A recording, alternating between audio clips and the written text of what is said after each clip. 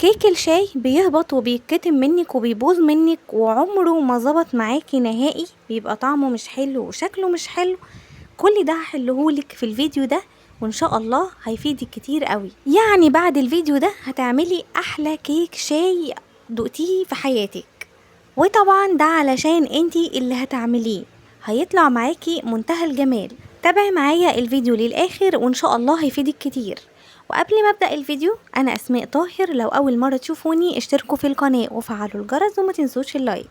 ضروري انكم تفعلوا الجرس علشان يوصل لكم اي فيديو جديد انا بنزله ان شاء الله.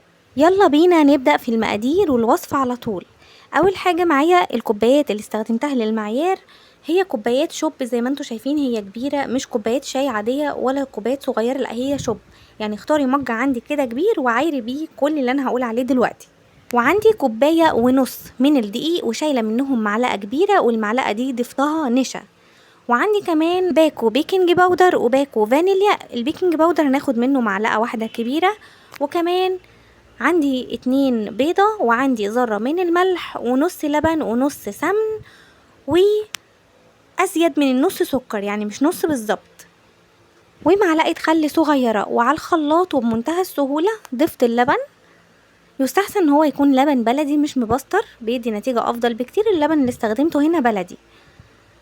وبعدين ضفت عليه السكر وضربتهم لحد كده ما السكر عندي لقيته داب خلاص.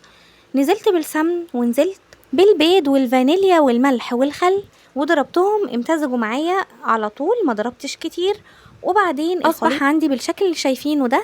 هنا هبتدي المكونات الجافة بتاعتي هعديها على منخل زي الدقيق والنشا والبيكنج باودر، وبعدين على مرتين كده هننزلهم على الخليط السائل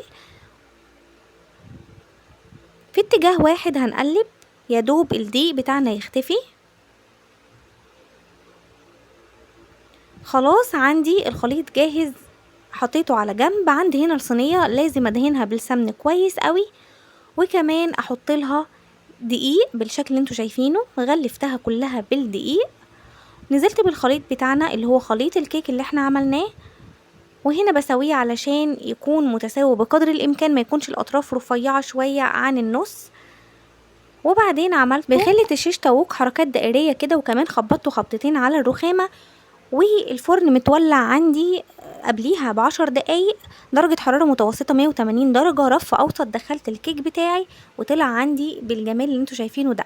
قعد معايا قد ايه؟ قعد معايا بالظبط 35 دقيقه.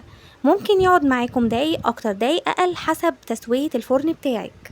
المهم انك بعد نص ساعة بتختبريه بعود الشيش طاووق، طلع نضيف معاكي كده، الكيك بتاعك استوى وتمام.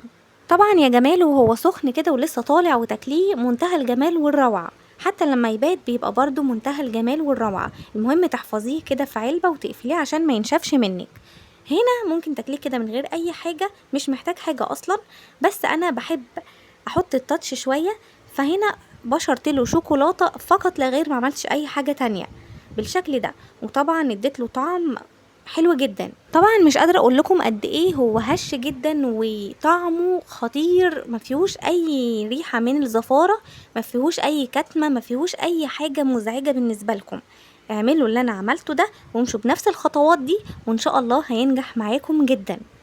ومين فينا بقى ما بيحبش كوباية الشاي بلبن جنب الكيك ده؟ حاجة كده روعة، يعني احسن حاجة تقدروا تبدأوا يومكم بيها. وبكده نكون وصلنا لنهاية الفيديو، ولو عجبكم ما تنسوش لايك وشير وسبسكرايب، وباي باي. اشوفكم الفيديو الجاي على خير ان شاء الله.